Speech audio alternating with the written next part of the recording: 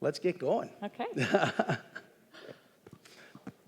Good. So we're going to talk a little bit about the future. And, I always like to have plans. 10 years ago, I had a plan to try to get to here. And I try to look 10 years in the future. So we have a 10-year plan, but it's often hard to understand those plans. And the best way to look forward is sometimes to look backwards. So we're going to look a little bit backward. Yeah, I think that's good. So we thought we'd start with where we are now, why, and then look a little bit ahead as well. And I know after us, there's a data fatigue session, and I think that's appropriate. We're going to go through some numbers today, but hopefully not overkill. We wanted to share just a little bit about what internet usage is happening right now. And in Europe, obviously, it's very strong. You've got big percentages from Sweden being the highest with 92%. And the point here with this, social is large and growing. You can see that Facebook is leading, except in Germany and actually in Sweden, where you have Instagram having more audience and users than Facebook has. TikTok, biggest growth, 40% now already, and that's just happened in 5 years, and that's in Spain and also in the UK. And then LinkedIn, man, if you're trying to target B2B, and you can look at 50% of those in Germany, or I'm sorry, in Spain, and also 50% in the UK, so that's pretty impressive. Yeah. And dollars, how are they spending money?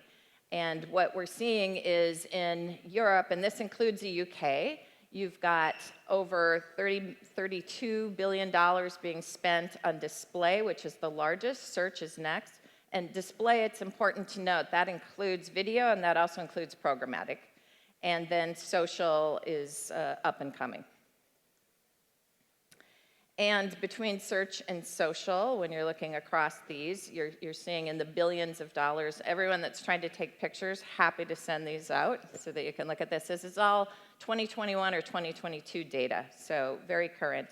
And when you're looking at search, it's number one, with the exception, again, when you're looking at a couple of these, search is number one, but you're seeing the social coming up at a very fast rate. Yeah, Italy's a little more social, actually. Oh, thank you. I knew there was one in there. Okay, thank you.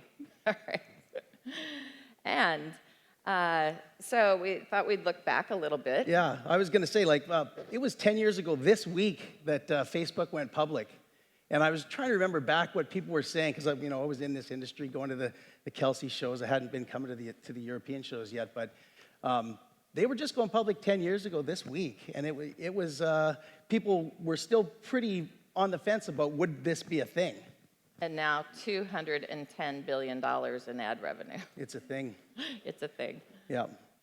Good. Well, and there we go. I guess yeah. I'm ahead on the slides. Yeah, and almost 3 billion in users. And I think it's fascinating that 35 minutes a day, to put that in perspective, and Bruno can relate to this, because in Spain, parents spend an average of 40 minutes a day with their kids, and yet 35 minutes on Facebook. So I was ahead. Go back to the other one for a second, because I made a mistake. I was, when we were thinking about Google changed. This was a 10 years ago thing too. They changed from AdWords to what they call now Google Ads, and really they have a whole new approach that includes more than just words. That was their whole idea. Is before you were bidding on keywords, and now it's completely changed, and that strategy has worked for them, where they actually have, a lot more flexibility for every kind of ad. Very much. Yeah. And this is just showing you how social users have changed, and over the last 11 years, it's more than tripled. And year over year, we're seeing 10% growth from 22 to 21.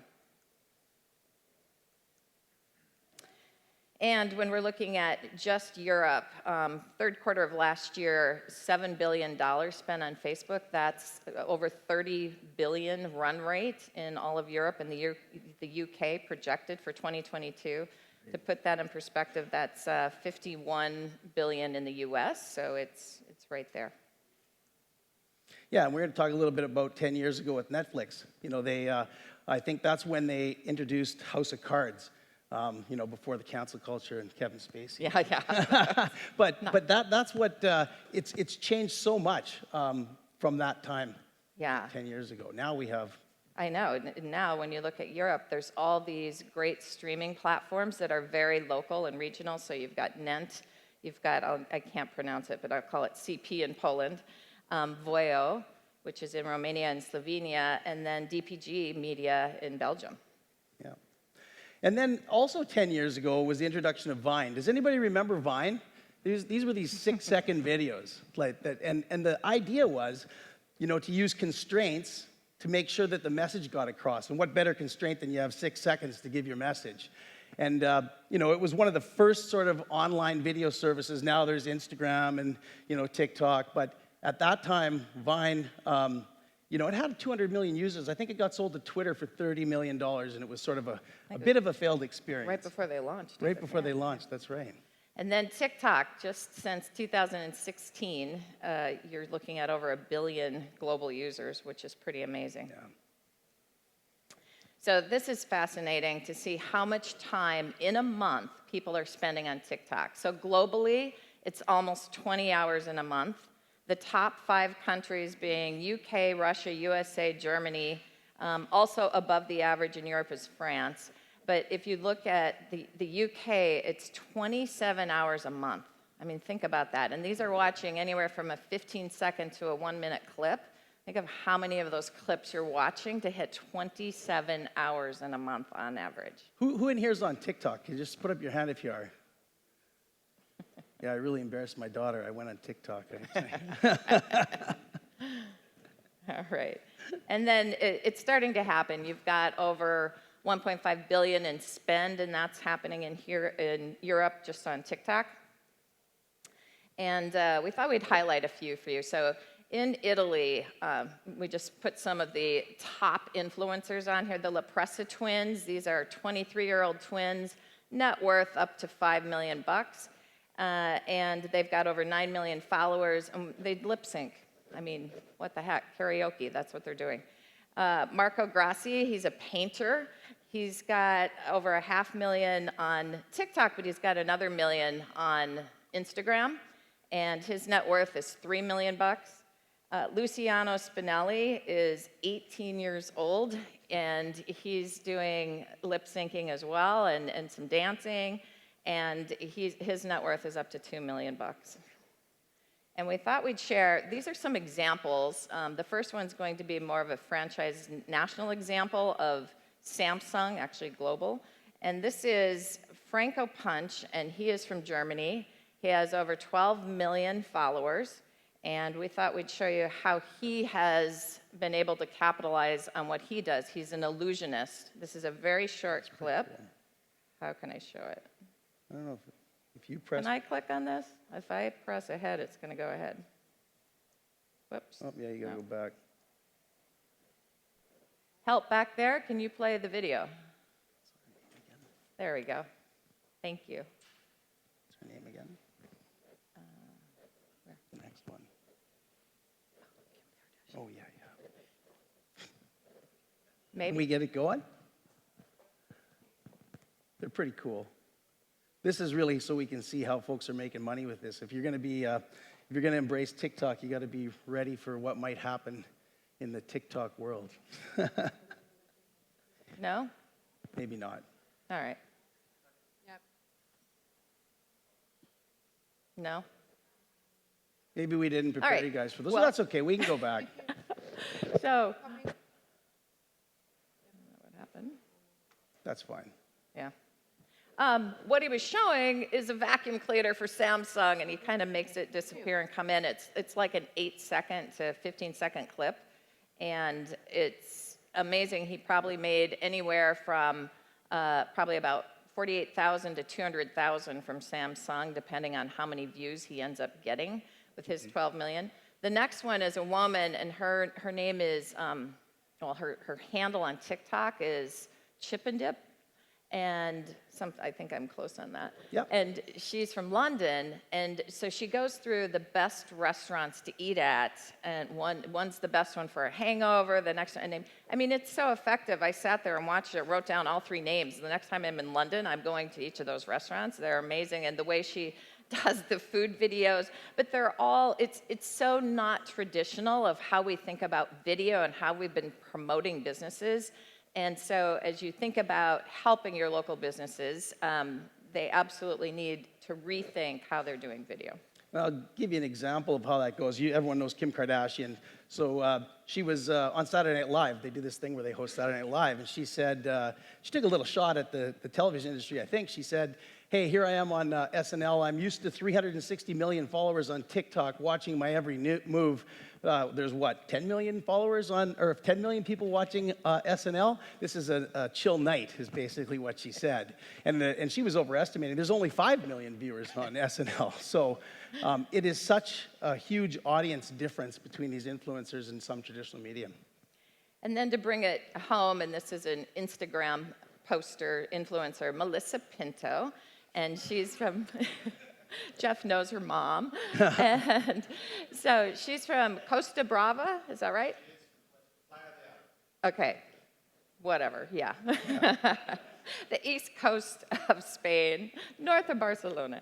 And so she's really made a name. So she started out, she was an actress and did some short little bits, and now she's done fashion.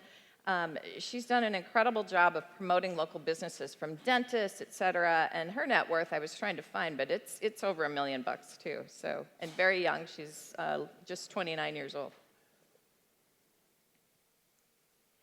So just from an ad side and looking at digital advertising, obviously search and display are king still here in Europe and the UK. Video, you need a strategy that is in order to catch the younger crowd. And if you think that social media isn't a thing, you're wrong. It's up and coming and fastest growing. Right. So where are we headed? So let's have a quick look at this.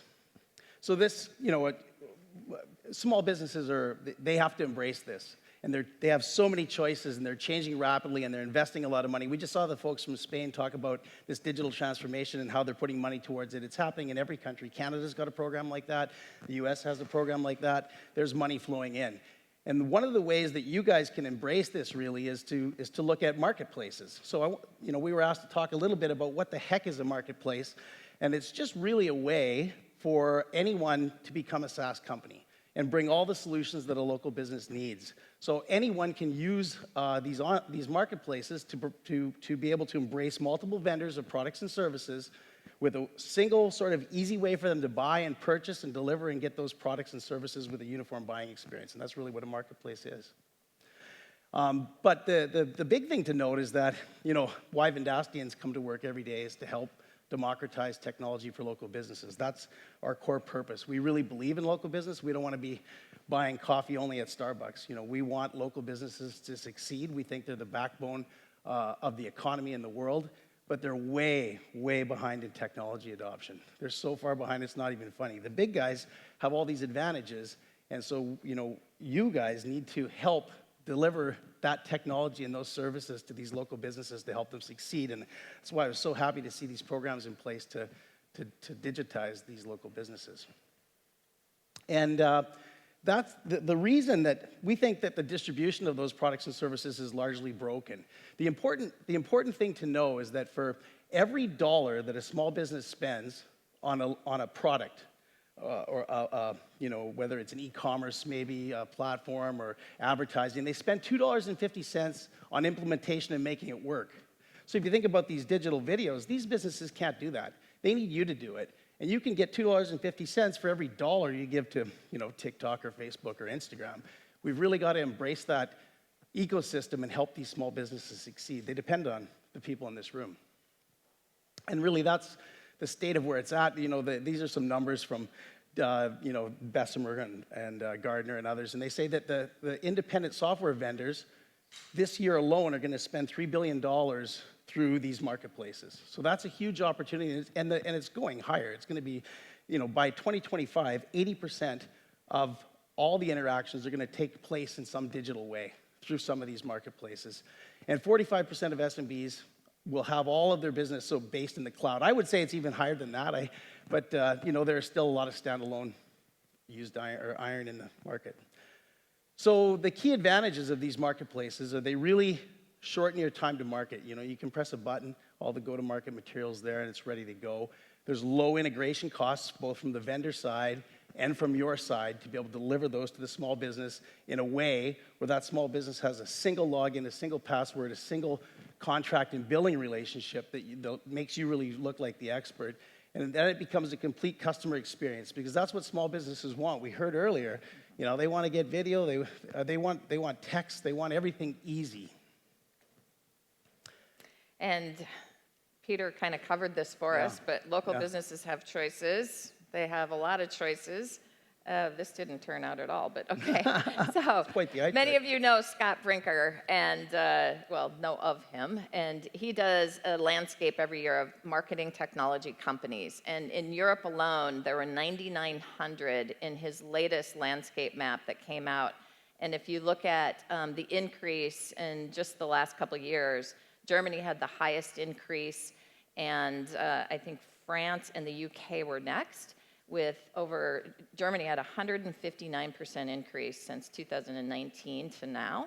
And if you look at all of Europe, the 9,900 is more than there were globally just back in 2016. So that's how quickly marketing technology companies have been on the horizon and growing. There's huge opportunity. 9,900, there we go. Yeah, this is who delivers those solutions. So this is a bit of an eye chart. We just have some logos in there, but if we go to the next slide, we'll make it simple. I always like to try to make it simple. So you see, you know, whether you're an agency or a consultant or a media company or maybe a value-added reseller or a managed service provider, all of those people that deal with small businesses deliver different things. And so, you know, for us, we started in the marketing and advertising stack, so we mostly have media companies and agencies, but, you know, we're seeing engagement across multiple different areas where, you know, banks and fintech, they want to deliver these same kind of solutions that you're delivering, and everybody, the small business has a sort of a trust map. It's who do they trust for that? If they'll trust you for a website, if they'll trust you for advertising, will they trust you for e-commerce? Probably. And so that's what you have to do. You have to be able to package these adjacent trust solutions and grow your business and be able to deliver those things to small businesses. And the real big advantage for you that we've found, so this is a study Vendasta's done with 100,000 small businesses over 2 years. And it's an ongoing study for us. And what we noticed from our partners is that the more products they sell to the small business, the more important they become to those small businesses and the lower their churn comes. So these are retention rates. If you just sell one product, you might have a 30% retention rate on average after 1 year. And that goes up to 48% with 2 products, 50% with 3, and 78% with 4 products. So it's really incumbent upon you to reduce your churn, but you also get, you know, more revenue, a larger basket size. So it's a way to really grow your business. And we see that on whether it's paid ads, marketing services, any way you look at it. Good stuff. And here's some, I guess, just a summary, some key takeaways, right? So do you want to go ahead or do you want me to knock it out? So we just provide so the key takeaways are that you should provide services around the products you sell. There's $2.50 for every dollar there from a vendor. So, you know, trying to take money off the Facebook or Google ad spend is one thing, but, you know, the services around it are a better thing, and you guys can add real value to that. And video is really a way to go. It's an easy way to get your foot in the door. And then if you have a marketplace, you'll be able to offer more products and a better experience to your small business customers, because small businesses are way behind in the tech adoption, and I don't have to belabor that point. There's all these programs that are throwing money into the ecosystem. And then, you know, if selling a marketplace reduces your churn, you don't have to sell as many net new customers, and we all know that it's easier to keep an existing customer and grow that customer than it is to get a net new one. Perfect. Thank you, and sorry that our video didn't work. Yeah.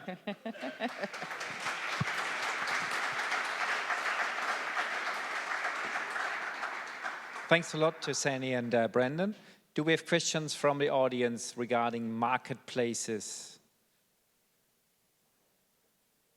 I have one question with regarding to your video number at the beginning. First of all, I'm not part of this Germany 25-something% on TikTok, and I feel embarrassed.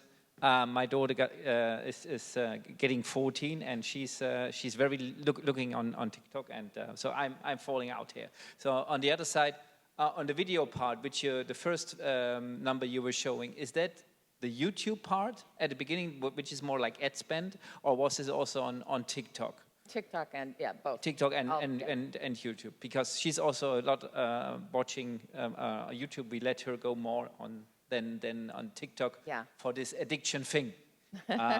It's when parents are taking care of the kids. I have a question. Did somebody else raise their hand? Because I'm not. Ignacio was just. I'm not as important. Who? Oh. Thank you for the presentation. You were talking about marketplaces, and when we talk about marketplaces, we tend to think about Amazon, Alibaba, all these really huge.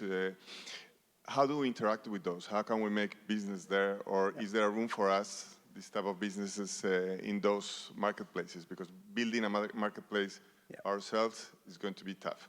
Yeah. So they're already there. What do we do with it? Yeah, that's an interesting question. When I think about a marketplace, I think about the ability for you as a provider to have your own marketplace for your B2B customers, which I think you can compete with. A B2C, I totally agree, like at Amazon, it'd be tough to compete. But where we found and we see success is like you might say, and that's why, you know, we're a software provider, our platform's horizontal. We don't have the expertise that you guys have with specific industry. So what we see is these micro verticals where someone will say, I'm gonna service vet clinics in northeastern United States, and they'll build basically a store, a marketplace for vet clinics. And you can compete in that vertical, no problem, because you have the relationships, you know the people, and you have the expertise. So you might do it in auto dealers. You might do it in a certain area like that. So these B2B marketplaces are where Forrester says the huge opportunity is. I think that's some crazy number about how many there can be when you multiply it together, but it's a large amount. And I think you can compete if you think about a marketplace in B2B, in the verticals, in the areas that you have expertise. I think Stefano kind of went through that this morning too with his verticalization. Any other strategy. questions? Oh, Okay. No. Any other questions? all right. Oh, the video. Oh, the video. Video. Sure, let's hear it. Oh, no, it's not.